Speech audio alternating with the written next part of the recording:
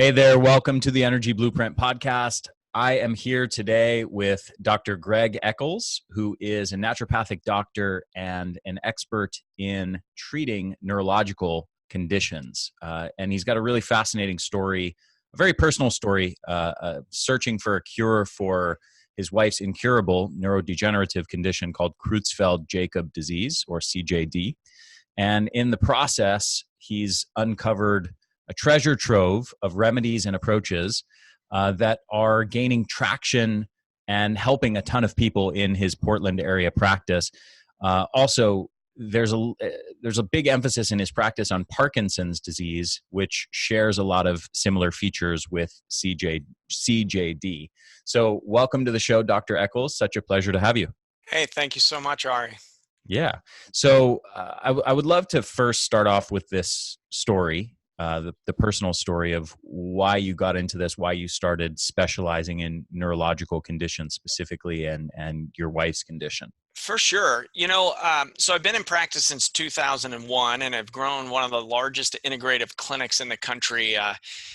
Since then, a few years back, though, I had my wife in the practice. She's Soraya, certified nurse midwife, nurse practitioner, radical women's healthcare provider. And, we started to, she'd been in practice here for 5 years and, started developing some memory issues. And, we went down the normal rabbit holes of, maybe, it's perimenopause, maybe it's a hormone imbalance, perhaps it's mold toxicity, kind of more of the known causes of memory. Maybe it's PTSD that's triggering memory loss, right? So those were the top 3 runners, and we went through each of those. But at the same time, it was this rapidly progressive. We started staying later and later at clinic for 5 years. We're leaving at 5:30. Now it's like 7 and she's still charting. It's like, hey, honey, what's going on? And she's like, I'm just, I've got a lot of tough cases. I'm charting. She had all kinds of like backup story. And, it became evident to me, like, there's something else going on here. So I started taking her out into conventional land and trying to get her assessed, and just wound up with just ridiculous answers like psychotic break, for a middle-aged woman, it's psychosis. I'm like, there's no way. I've been in practice for 2 decades. I've never seen anything like this. And then, the differential starts to get a little more ominous when you start making your way. Maybe some of your listeners can relate to that of, geez, what is it? And then you start getting into these endpoints of, well, of the top 3 things that this could be, it could be Creutzfeldt-Jakob disease, which is a very rare neurologic condition. It's 300 cases a year in North America, wow. 1 in a million. So, I started, you get in touch then with the experts. I started talking with some doctors at Case Western University, which is the Prionic Surveillance Center of North America. So, I never knew that existed, right? A Prionic Surveillance Center, that sounds serious. And, I learned, they only have 25 people enrolled in their study. The study is telemedicine, and then they'll give us a free brain biopsy at the end of this road. It's like, well, wait a minute. What else? I'm loving free brain biopsy after she dies. At death. Yeah, that's the study. Like, she's going to die. This is what we've got, right? There's no known cure. So, I find myself back against the wall, thinking, well, geez, this is the love of my life. What can I do? I'm uniquely positioned. I'm out of the box thinker. Neurology was one of the focus areas that I had over the last 2 decades. And we do, a ton of IV therapy, you name an alternative therapy. We probably have run it through my clinic here at Nature Cures. And so I started getting into the research, really presumptively treating her as if she had a prionic condition, which is Creutzfeldt-Jakob. What this disease looked like, it was like rapidly progressing dementia in 1 month. She was basically gone, nonverbal, just poof. Like, it's like, what in the world? Like, this is a vital being on the planet. Tough on the kids, tough on me, tough on her patients, So we started getting in, basically it's presumptive. This is what I'm going to do on the differential. The doc back in Cleveland was like, we're not really sure on the workup. Maybe you should take her back up to the hospital and run those tests. Same tests, do them again. I was like, I don't think so. You don't understand what this looks like at home. But what would you put in your differential? So I just kind of, picked their brain and was like, well, you know what, I can, if we're thinking it's this other autoimmune encephalitis, it's inflammatory brain disorder, well, there's a couple things that can treat that, IV IgG or IV stem cells, regenerative therapies, exosomes. And so I just went for the exosome regenerative medicine front, in addition to everything else that I've learned in my training and clinically working with patients. Now, unfortunately, it did not move the needle for Soraya, but what I uncovered is what I'm calling Soraya's gifts. And, I'm hoping to make a difference. It's why I got into medicine. You mentioned I got into Parkinson's as well. So, you get into the prionic activity, and prions are, a lot of people get scared when you start talking about prions, and you may not have even heard of those, right? These are misfolded proteins, and they're I think they're an archaic protein structure on the planet, but they were discovered by Stanley Prusiner in 1987. He got the Nobel Prize in Medicine for the discovery of these things. But you can't kill them, quote unquote, kill them. And anytime you get on PubMed, it's starting to really upset me. It kept saying infectious prionic activity. And, when you get infection, it's not a virus, it's not a bacteria. It's not like I can sneeze on you and you catch them. It's not like they're setting up and replicating that way. And in fact, we don't really know how they turn on or off. And I guess that's the scary part about prions. But the second textbook of prionic disorders, it has all of the other neurologic conditions, which also happen to have no known cure, right? We've got Parkinson's, dementia, Alzheimer's, some link anxiety states in there. So there's a whole affiliated network of prionic activity of these misfolded proteins. Something turns them on, and then they start signaling other proteins to misfold. And currently, we don't have a great remedy for that. Mm-hmm. Interesting. Yeah. So how did this finish playing out with your wife, and were you able to develop anything that helped her in any way? Well, so it was such a rapidly progressing dementia. So unfortunately, no, we watched her wither for over a year at home. We surrounded her with love. Our nurse practitioner basically said it was the most beautiful death she ever attended. I feel like a piece of it, become a harbinger, a grief advocate or ambassador. We don't do grief well in our culture. What do you say? It's painful and rejuvenating, I guess. It's kind of an odd thing. I feel like for me personally, it's kind of brought me to a point of kind of reinstated faith in such an odd way for me, in that it lifted the veil of our separateness. We just pretend to be separate in this illusion we call life. And, ultimately I just arrived at, one, I surrendered to life. Two, really we are all one. We're just pretending to be separate right now. And, three, just to spread more love while we have the time on the planet, those are beautiful things. And it comes out of some really profound loss for me. Yeah, I hear you. Yeah. So after losing your wife, you became deeply interested in exploring neurological treatments more in depth, and you developed a whole, first of all, I guess, is that accurate to say? And then in the process, you've developed a whole treatment protocol called FAN-C. Correct. Around treating people with neurological diseases. Yeah. So up to that point in time, I was treating, neurologic conditions. I'm a naturopathic physician and licensed acupuncturist. So I have a master's of science in oriental medicine. And There's research on acupuncture for different neurologic conditions. There's research on IV therapy. There's research on nutritionals and diet, lifestyle, meditation, qigong. All of these facets that I had kind of assembled over 16 years. But really, this process solidified, and I uncovered some new remedies as well. Specific for prionic activity. So, I made a specific nasal spray that I'm going to talk about in that fancy approach, but it really codified what I was doing. Like, I just had to have some systematic approach to, one, helping my wife, but then two, I learned about this regenerative component. There was an intranasal stem cell procedure that I got trained on.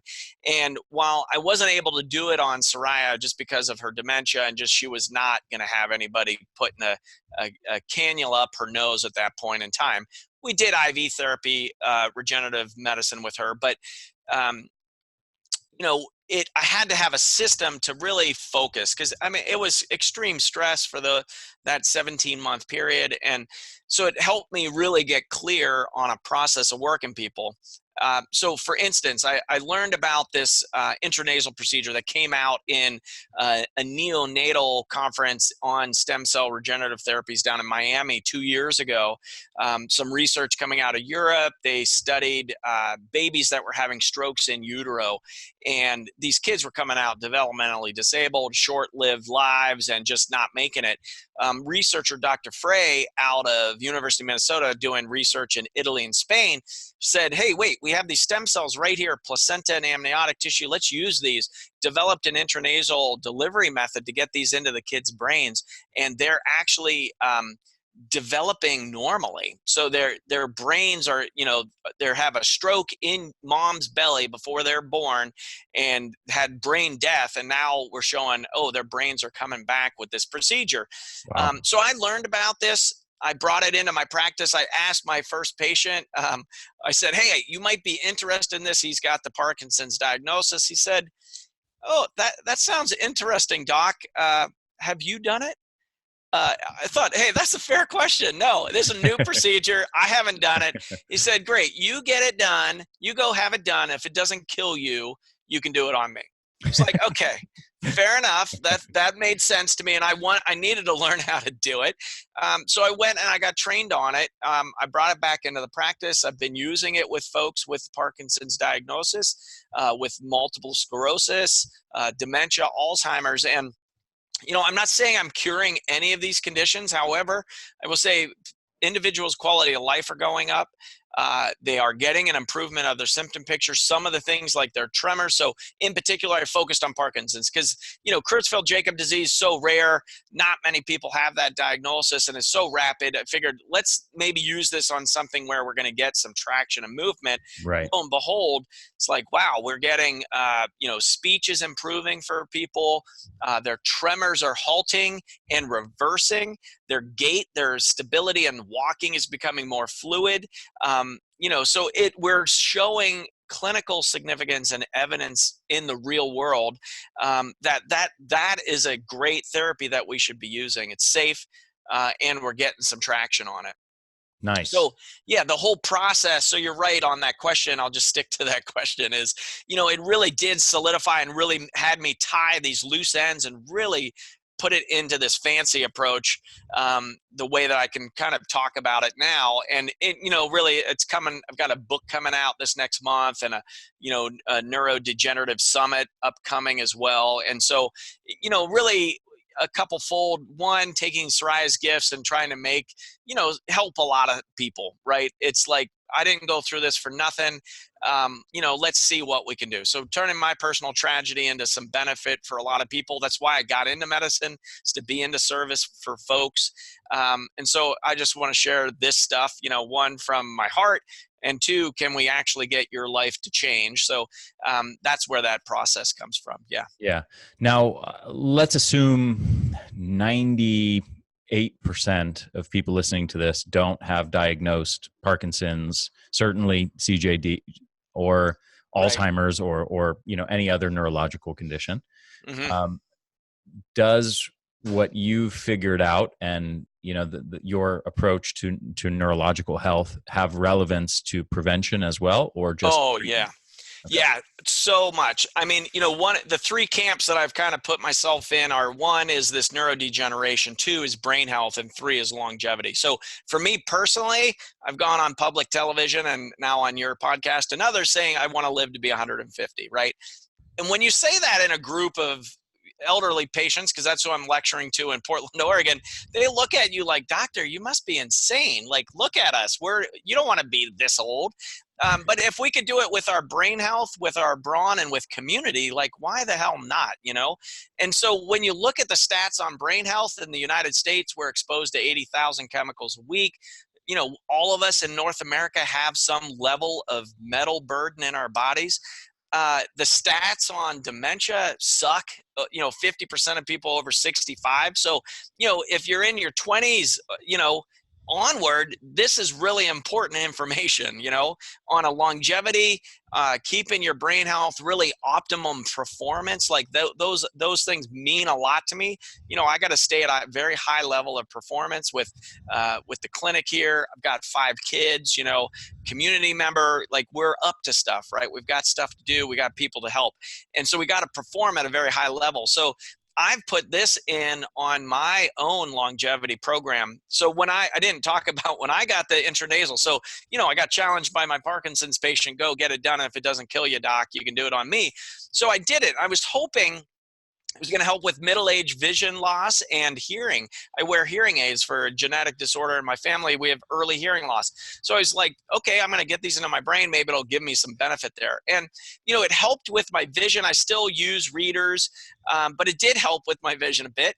But it did stabilize my hearing loss. So I've had 2 exams now. It's been 2 years since I did my first treatment of that. And my hearing loss has stabilized, which is very encouraging. I play music. I love music. I love hearing your voice, that aspect. But the biggest thing that it did, it had a systemic benefit on my inflammation. And I didn't even know my hands were swollen. But the absence, it was the next day in less than 24 hours. I was going like this at dinner. And my CEO, Brenna, was like, doc, are you okay? Like, what's going on? And, she's seen enough patients with strokes. She's like, that doesn't look good. She's like, no, my hands feel entirely different. Like they're not swollen. I didn't even know they were swollen. I also had hip pain for a decade.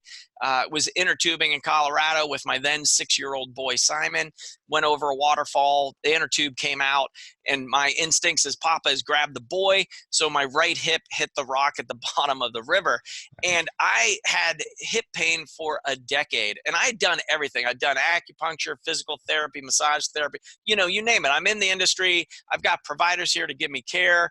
I did everything. It was like always like everything would make a little bit of difference. Then the pain would come back again, unless that next day my hip pain was gone, it is still gone. And, I'm seeing that clinically now. We do a lot of orthopedic, nerves, for nerve pain, cartilage regrowth. We've got over 500 people have not needed their knees replaced.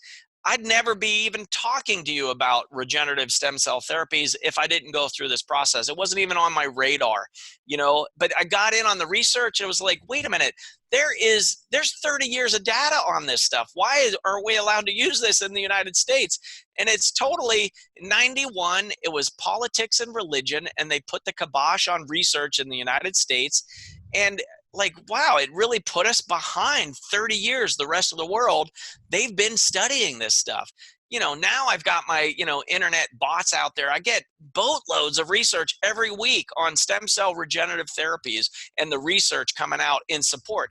And I will tell you, clinical data, I have a new patient ambassador. It's got my receptionist up front, Jill.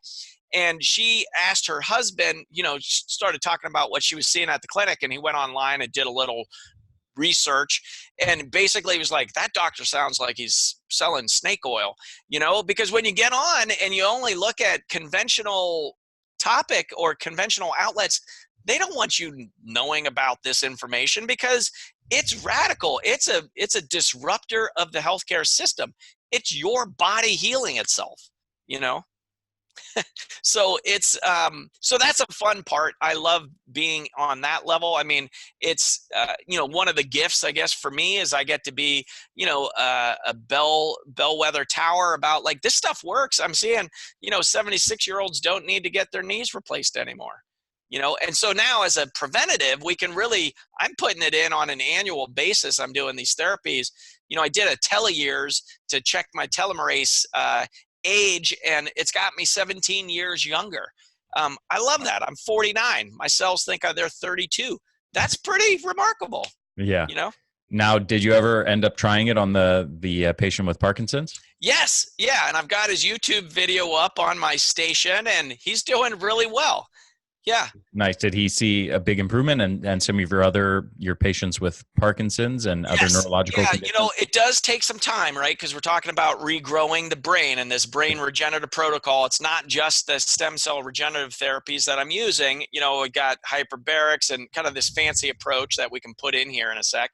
But yeah, his fancy, just for people who didn't catch that, fancy, FAN-C is not, he didn't mean fancy like the word fancy.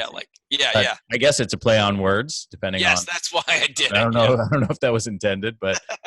That's what I did it for, yeah. It is very fancy because it's so cutting edge, right? So it's a good segue into what are we talking about with fancy approach, so right? So let's define this fancy. What does this acronym stand for, and what is, I guess, on a practical level, what does this actually look like? Sure. So it's on. The F stands for functional medicine. So it's an integrative naturopathic approach. Treating, I like to say I don't treat disease processes.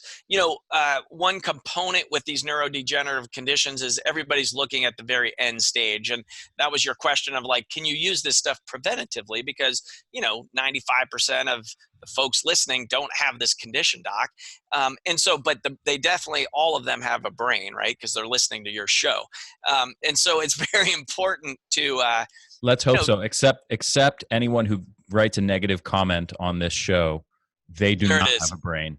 There you go. That's it.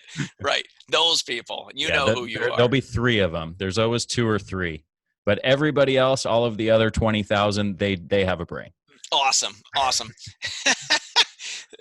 That's a good distinction. So it's treating heart-centered dynamic beings moving through time and space. So that's the F approach, because what happens now with these neurodegenerative conditions is people go to the neurologist. They're looking at endpoint symptoms. They're placating with just pharmacopoeia that doesn't do anything to correct imbalances. And then they're serially monitored every year. Like, I got to asking my patients, well, what did your neurologist say? Well, they didn't say anything until I asked them, well, what did the test tell me or tell you? And they said, well, you're getting worse. The patient says, well, I could have told you that, doc. Like, I didn't have to come in here to tell you I'm getting worse. Right. But that's the state of care right now. Yeah. I would also say the state of care is palliative. It's they are not able to do anything unless they've diagnosed you as having a neurological disease. Then they can start talking to you about whatever treatments they have for that neurological disease, probably drug treatments.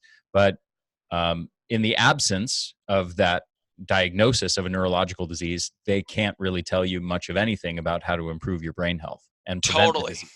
Yeah, and they're not even looking at that, right? You're not even a candidate to really talk to them until you have symptoms, which could have been developing for 2 decades before, right? So constipation, loss of smell are 2 biggies, right? And they're ubiquitous out there, right? Constipation, I mean, it's like huge issue. Now, I'm not saying if you have constipation, you're developing Parkinson's disease, but it is something to be aware of. Like, that's a first sign, right? So that's that gut-brain continuum of that connection that we're now seeing. It's coming out in the research, and it's showing more and more on the vagus nerve and other toxicities of the gut, possibly glyphosate toxicity, killing certain bacteria in the gut that's not able to manufacture your dopamine. So the A, that leads into the A of the fancy. A is for assessment. You're only seeing in neurologic realms, it's way too late. They're looking at end-stage disease and then just placating with some medications that don't last long-term. So the A is on assessment, and I really found, I had been doing this for a while, so I just put it in on the A. Looking at chronic viral panels, gut health, heavy metal toxicity, and hormone balance as ways of addressing the whole person and being. You look at brain disorders, well, we could call each other fatheads, Ari, right? Because of all of the fat up there, right? It's good fat. Okay, it's good fat. That's a compliment. Thank you. Yes, and so on Everybody has a fat head except for those two people. There you go. There you go. So you look at where we store toxins. We store toxins in our fat. So you've got to rule out the heavy metal component. And I came to that. David Perlmutter put a YouTube video out maybe 10, 12 years ago of a glutathione push on a Parkinson's patient, and showed this guy with the classic stutter step of cogwheel rigidity and pill rolling behavior of Parkinson's, gave him a glutathione push, I believe 2 grams of glutathione via IV, and then it was like miracle cure, right? The guy started like almost running down the hallway. And I was like, hey, I do IV therapy. I do glutathione. I'm going to put this in on my practice. I'd been using it with patients, but maybe not at that dose. Nothing. It was like crickets. I used it on 5 patients. I remember them all. And I thought, did he hire an actor on this thing or what? Like, what is up with this? Like, that was clear response. Why is this not working in my practice? And a component is, I definitely have specialized in difficult and recalcitrant conditions through time. So, I'm seeing the people that went to Mayo, Cleveland, kind of undiagnosed, peculiar symptoms, not knowing what's going on. So one, the patient load, my patient base has been a little bit on the, bell-shaped curve, tougher conditions. But then 2, I started testing them for heavy metals, right? We learned this in naturopathic medical school about the metal burden in the body. We store toxins in our fat. And the 4 main metals that I found for folks with neurodegenerative disease: mercury, cadmium, arsenic, and lead. Off the chart in a lot of people. Not everybody, but it is something that needs to get assessed. And so I put that in. And then actually, once you get the proverbial lead out, the glutathione pushes work really well for these folks. So that's one, the heavy metal burden. The second one, chronic viral panel. So there's this concept called molecular mimicry, which different viruses can mimic symptoms in the body. And so the 3 that come up, and this is a great one for your listeners to know, if you go on PubMed and do any research, do your whatever condition you're looking at, molecular mimicry, and it comes up with a whole load of data. It's fascinating stuff. And so the 3 that really come up for this: Epstein-Barr, herpes simplex virus, and cytomegalovirus. So those 3 you got to rule in or rule out. Now, this isn't like viral titers to make you sick.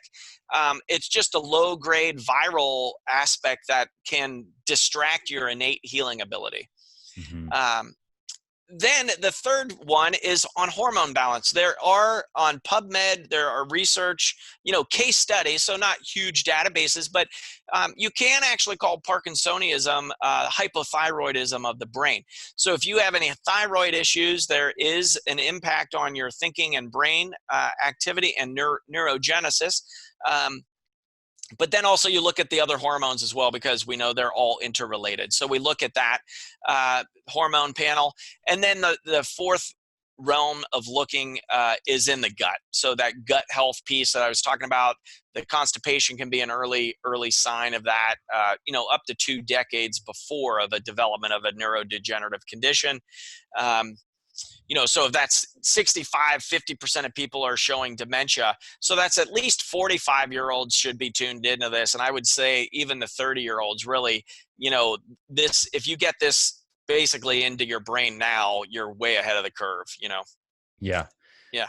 Now, so did that cover all of your fancy approach, or that was the A? That was the A. I know I'm long-winded. No. By all means. I mean, this is your whole approach. Yeah, so thank you. If you can explain your entire approach in less than an hour, I would say you're not long-winded. Yeah, we thank you. Yeah, or at least, we try to make it simple to explain. That means we understand it very well. Yeah. So on nerve, N is for nerve. So for nerve health, we really look at specifics to feed the nerve. Of course, that's your B vitamins, but little known components here are CBD, cannabidiols, right? I lectured 2 years ago at the American Academy of Environmental Medicine talking about cannabidiol and the treatment for anxiety. That was 2017 up in Park City. And, at that point, it was like now, it's like everybody and their brother has a CBD product. But the cannabidiols, Professor Machulam is one of my heroes on the planet. He's the Israeli physician that discovered the endocannabinoid system, which is a mouthful, but wasn't even taught when I went to medical school in the late 90s. So just fascinating stuff, but feeding that underlying platform of the endocannabinoid system, there are some anecdotes of people taking CBD oil and their tremors going away. I haven't seen, one thing to be the wonder kid cure for all, but definitely you want to assess that as far as a nutrient. We're looking at the B12, the B complex, so the Bs for your nerves are really important. There are some specifics like glutathione, liposomal glutathione, other aspects. I've got a brain health smoothie. If people are interested in that, they can, check out our website for the download on that. So it is, so N is for nerve health. And then you got the -C. C is for cellular regeneration and the regenerative therapy. So that's the exosome therapy, stem cell therapy along that line. So that's the fancy approach. It's really, we do a lot of hyperbarics with folks and get them in an oxygen-rich environment. We get the stem cells into their body. We do acupuncture to help with circulation and blood flow, specific Chinese herbs to those people. And, people are flying in from around the globe at this point. I call it Camp Nature Cures here in Portland, Oregon. We've got a great food scene, but then, too, we've got this really innovative treatment here. Yeah. Now, you also have a background in oriental medicine, as you said. Yeah. I read in your book that you spent some time in Tibet practicing Qigong. I did, yes. It was the way you depicted that whole story with these guys riding horses, carrying sabers. This was back, I think 25 years ago or something? Yeah, 98. Yeah. It was like the Wild West up there. We went in, it was a piece I was studying with my herbal teachers at University of Chengdu, and then we do a trip up into Western Tibet, the region called Kham, Kham, and it's these fierce Khampan rebels. It was the last part of Tibet to fall to Chinese rule. And it was seriously like the Wild West. So thanks for reading that. Shake it off. And in there, I talked, these just gorgeous beings, long black hair down past their waist. They've got these, sabers in silver, and broided with gems, and then their shotguns over the other shoulder.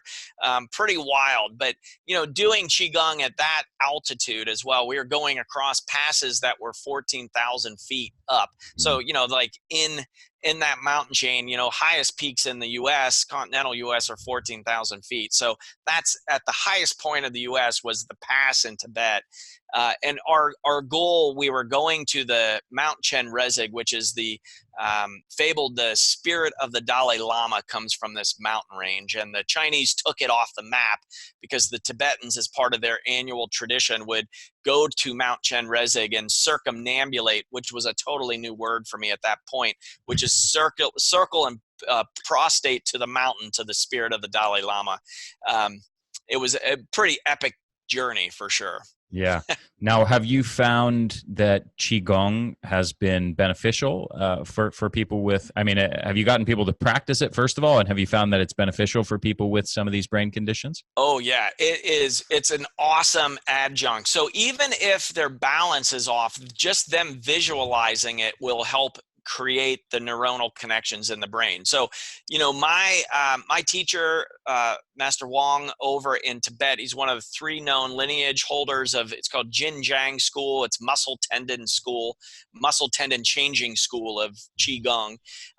He's kind of walking around with a celebrity. He was the physician for the Olympic diving team back in the 80s and 90s. And so, it's like Master Wong, but he gave stories of going into hospitals, treating, folks with significant paraplegia, not able to walk, and getting them walking again by just them visualizing him doing the movement. But I in my book, I describe a cloud hands technique, and I'll have videos as attached to that book on how to do it properly. But I do prescribe that to my patients because it integrates right and left hemisphere across the corpus callosum, and it really helps with balance. So I got a lot of feedback from my patients when they put this in. It really helps them maintain their gait and their walking and their coordination. And that's really one of the biggest pieces of this style of Qigong, is to help with that integration and keeping people mobile with their physical selves. Yeah. Now, have you also had experience with Alzheimer's? You haven't mentioned that a whole lot. I'm just no, I didn't. And yes, I have. So, we've got Dale Bredesen to thank for, the Alzheimer's solution. And, really, I like to say that Dr. Bredesen really used naturopathic principles in treatment. He had a 15-case study that got published on PubMed, and then he came out with the Bredesen protocol, which is basically the 5 different varieties of diabesity of the brain, sugar metabolism, but then also you look at, regenerating the brain, because there are some neurofibril tangulations in Alzheimer's that happen. So this is misfolded proteins, back to that prionic activity. So, it's a good point I can bring up on that N of the nerve health. I developed a nasal spray that there's research on both ingredients, DMSO and anhydrous chloride, HOCl. We go on the olfactory nerve and get it right into the brain to help. So I got folks, their speech comes back for multiple hours. They're noticing their memory improves as well. And that's not them saying their memory improved. It's their loved ones around them saying, yeah, I noticed Dad's memory came back there for a bit after using that. It's DMSO, and what was the other ingredient? Oh, HOCl, anhydrous chloride. Yeah. Okay. And what is the mechanism of that? So the DMSO in and of itself is a anti-inflammatory for the brain. So DMSO is a really interesting molecule that is a chaperone. So anything that comes in contact with it will get carried into the cells. So you can use it topically. It was developed in the 70s for racehorses with arthritis, of all things. Stanley Jacobs was a physician here in Portland up at Oregon Health Sciences University, wrote the book on DMSO, and most of the research papers came out of his lab up here. And thankfully, I've been in practice long enough, so he's since passed off the planet, but I had the pleasure of sharing a couple patients with him. So that was a kind of a highlight in my young career there. Nice. So I got a really great understanding of topical use of DMSO, but this is IV use of DMSO, and they're using DMSO as just in IV for brain health, just as a sole agent. And that is a component that I put in the IVs for folks as we're doing this brain regenerative protocol. We do DMSO IVs, and that is shown to clear protein buildups from the central nervous system. So it's pretty cool. So I put it in a nasal spray to carry this HOCl through the cribiform process to get it into the brain. It's a great carrying agent. And so then there's $2 million of research with the NIH on anhydrous chloride, this HOCl, on deactivating prions. Now, you would think somebody would notice. It took me 3 weeks and a lot of patience, like just talking about what was going on for me, to even find this stuff. And they've got it, who uses this mainly are crematoriums for when they're burning dead bodies, and on incineration, and then also surgery centers, because, if somebody else has prions on their body and they open you up and now there's prions in the medical equipment, general autoclaving does not get rid of prions. And so there have been some cases of prionic infection. I don't like using that word, but let's say spread from using tainted surgical equipment. So it's something to know about if you have to get a surgery. Maybe ask them how they're dealing with prions.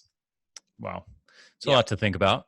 Yeah. So let me just ask you to speak directly to everybody who doesn't have a neurological disease and who is interested in preventing neurological disease and optimizing their brain health for longevity and great brain function well until ideally, let's say 150, like you. Sure. Yeah. What are the key causes? And you don't have to go in depth on what these are, but just like a high level overview of the, let's say, 3 or 5 or 10 or however many key causes you think are the main drivers of neurological disease. Yeah, so main drivers, and these are like the non-sexy things, right? So, one, not getting adequate rest, right? Our sleep matters. Now, everybody's talking about sleep these days, but it is that important, right?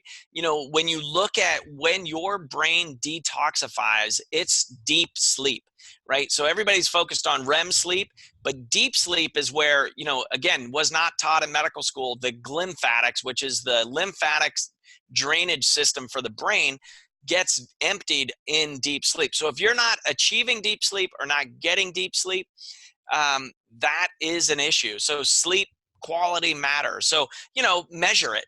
That's one. I love measuring it. I love the Aura ring. I would say if you have one, don't wear it all the time though, because it turns off your large muscle groups. I found that out the hard way.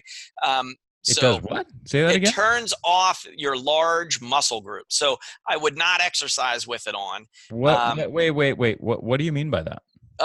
So I was getting acupuncture for a shoulder injury.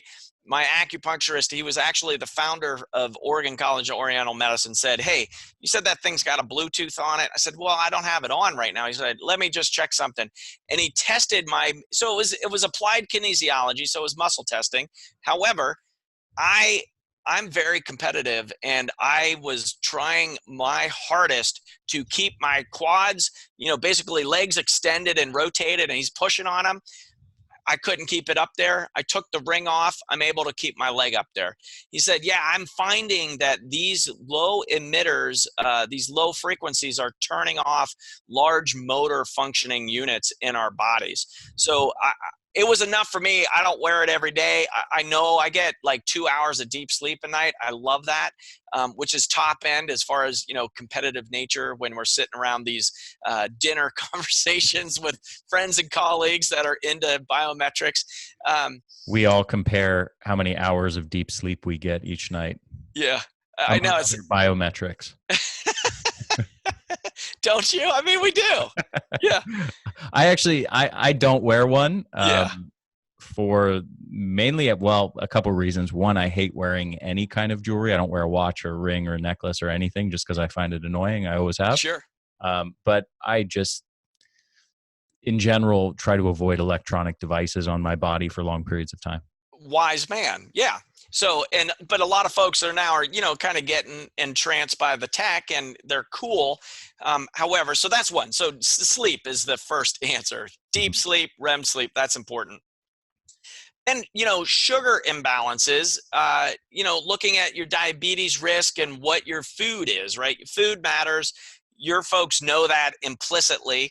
And, you want to balance. You don't want any spikes of sugar, because then insulin follows that, and then you get these dives. And so that's like you're creating damage for your brain, right? We call Alzheimer's dementia basically diabesity of the brain for good reason, because those sugar imbalances kill brain cells.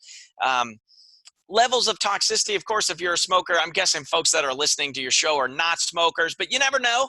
And there could be those 3 people that write those comments, right? Yeah, they're smokers for sure. Those 2 or 3 people, they're Yeah, smokers without a brain. there you go. And and they're just doing it to themselves. So levels of toxicity would be the third category. Big broad thing. We know this is an issue for longevity. You got to change the filter of your liver. Whole cytochrome P450 cycle in there, phase 1, 2, and 3 of detoxification. You got to make sure those doors are open. So we look at those are the big categories if we're really if you want the big levers there. Yeah. Gotcha. Okay, so a lot of the strategies you've mentioned to talk about treatment are things like stem cells, hyperbaric, chelation therapies, some other things. Yeah. So there's somewhat of it's like the factors that are driving the disease in the first place are there, and then the things that we're doing to fix the disease are over here, and there's somewhat of a gap there. Now, what's the cutoff? So, like, is it after somebody's been diagnosed with a disease, and we're assuming they've undergone a certain degree of cellular and metabolic dysfunction and destruction of brain cells and accumulation of damage in the brain, that now just to focus on addressing the root causes is not enough, and we sort of need to break out the big guns of trying to undo this? Yeah. Okay. Yeah. Basically it's like the teeter-totter effect is like, how big is that gorilla? How far did we go? And how much weight do we need to put over here to get somebody balanced out? So obviously, the sooner we can get to somebody, or, if it runs in the family, that's one thing, but there's not really a genetic link with a lot of these neurologic conditions. We're playing odds. And when you look at dementia in and of itself, half the population at 65, the odds are not really in our favor. So we got to just maybe on a preventative thing, it's like, that's maybe one way to light a little bit of a fire under each of our asses, is like, look, this is going to happen if you don't do anything about it today. So Right. let's just get on board and start the work now and really prevent that. Because once it gets to that point where you're showing the symptoms, it's almost like, wow, that we got to go to heroics to bring that back. Because when you look at, like, we're talking about that central nervous system, there are proteins misfolded and entanglements that have occurred in the brain tissue. So to unravel that, it could be a 7-year process. So, and of really intensive therapies, like you're saying, we're talking about, this is IV therapy. We're doing regenerative therapy. We're oxidative, oxygen with the hyperbarics, acupuncture, herbs, etc. Versus now it's, let's exercise, let's eat well, let's get our sleep, right? I would throw in more love and joy as well, but, as a preventative. Yeah. Okay. Yeah. Well, that's a nice segue. Let's delve a little bit more in depth on that. Yeah. For everybody listening who doesn't have a diagnosed neurological disease, what would be your top 4 or 5 tips for people to prevent getting a neurological disease? Sure. Well, looking at, number one, I would say really looking at life purpose and passion and listening to your heart's desire and doing that, right? On that motivation front and listening, getting out of the head and into the heart. I just really, I kind of led with that, of this process has lifted the veil for me. So, the more that we're all living out of here, that benefits you, it benefits your family, your loved ones, your community, and the world. And that's the world that I want to live in. So thank you for doing number one. So getting into that component, looking at, just start with your home environment, like lowering your toxic burden. What are you bringing in? Are you using plastic still? Are you, what are you cooking with? What's the food that you're feeding yourself? Because that is your best medicine. So looking at, Environmental Working Group has their dirty dozen list. At least choose the organics of the most toxic foods on the planet, get them out of your diet now, because we know those things are not good for us. And once we stop buying them, they stop making them. So that's another big change. Clean water is essential, right? You got to have clean water coming in. The time of Flint, Michigan, right, with their lead toxicity. I'm originally from Pennsylvania. 4 communities in Pennsylvania at the time of Flint, Michigan had worse lead in their water than they did in Flint, Michigan. So that's pandemic in our water sources. So you got to know what's in your water, get clean water. Movement is crucial, right? I mean, again, non-sexy stuff, but you got to move your body. And I would say put weights on it. You got to at least, don't turn into Arnold Schwarzenegger, but definitely get tone. It's going to help so many things to help you age well. Because I am treating the 80 and 90-year-olds, and we can get an 80-year-old to feel younger at 90. So over that decade, they can improve there. So imagine you start now, you can prevent so much stuff down the road. So that's 4. The 5th one, I already talked about, the sleep aspect, right? That's very important. I think we'll leave it at 5. Yeah, sounds good. Now, what do you think? So let's say somebody now does have a neurological disease, has Parkinson's or Alzheimer's or something else. Yeah. What are your top 4 or 5 treatments that you would layer on top of those foundational, strategies to address the root causes? Yeah. I assume you're going to do that, of course. Right. On top of that, you're going to break out some of these other more advanced therapies and protocols. Yeah.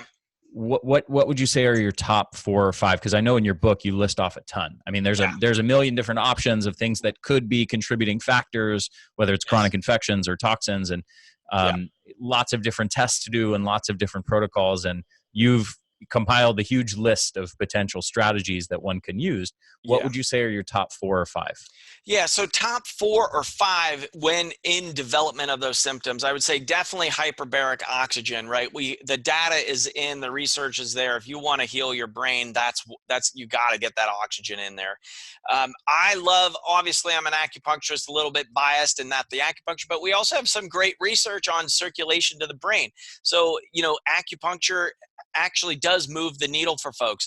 Just spoke to a patient from Connecticut today, day 2 of the brain regenerative protocol. She said, I was able to balance on my leg with Tai Chi, and I had stability. Like, she's got a pretty bad tremor happening right now. And she had, on second day, 3rd acupuncture after doing some regenerative therapy and hyperbarics, she's got better, stability and less tremor. That's just day 2.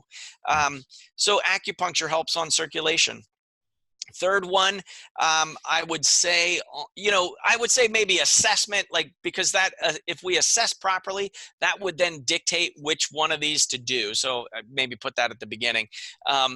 So 2, we got the hyperbarics. The IV therapy, once you get into showing symptoms, I like to get adequate levels at the dose needed to actually move to create change in the body. And so doing IV therapy. You're talking about IV glutathione and other vitamins and NAD can be awesome, multivitamin mineral drips, glutathione. I'll rotate through a couple different protocols that I wrote up in the book there. You got to really match where somebody is. So it's not just like, for X condition, you do Y, but these are all in the criterion of consider these. And, why I listed so many therapies is that I wanted to provide folks with these kind of constellation of diagnosis with some hope. Like, there are options that they're just not hearing about right now. 4th item on that list, I would say the regenerative medicine, stem cell, growth hormone, anti-inflammatory cytokines, exosomes. It's such an exciting time to be alive, to be able to access that type of medicine and that information. And those things really, they're coming in and giving your body the ability to heal itself. And that really is the crucial component, is our bodies can heal given the right information. Yeah, beautiful. Well, Dr. Eccles, I've really, really enjoyed this. If people want to get a hold of you or they're interested in working with you in your clinic, where should they reach out to you? Nature Cures Clinic with Nature Cures with an S clinic.com. Nature Cures Clinic, cures S at the end of cures. Yes. Okay, naturecuresclinic.com. One more thing before we go. I know you have a book that's about to come out called Shaking It Off, for people with Parkinson's and this whole constellation of symptoms that we've been talking about. When is this book coming out? This book is coming out in October next month, 2019, and it'll be available. You can find out information on my website as well, naturecuresclinic.com. We'll have a link to that on the page for this website, which will, if you're watching this on YouTube, which will be linked down below, theenergyblueprint.com/ECKEL, Eckel. So we will link to the book there. Again, it's called Shaking It Off. You can also get it directly from Amazon or from Dr. Eckel's website, naturecuresclinic.com. Awesome. Well, Dr. Eccles, thank you so much for coming on the podcast. Really, really enjoyed this, and have a wonderful rest of your evening. Hey, thank you so much, Ari. It was a pleasure, and thank you. Yeah.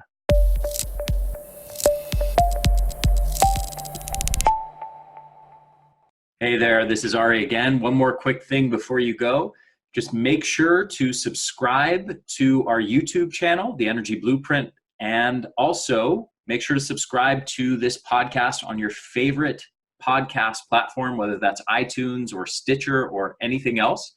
I hope you guys enjoyed this interview, and I will see you again next week.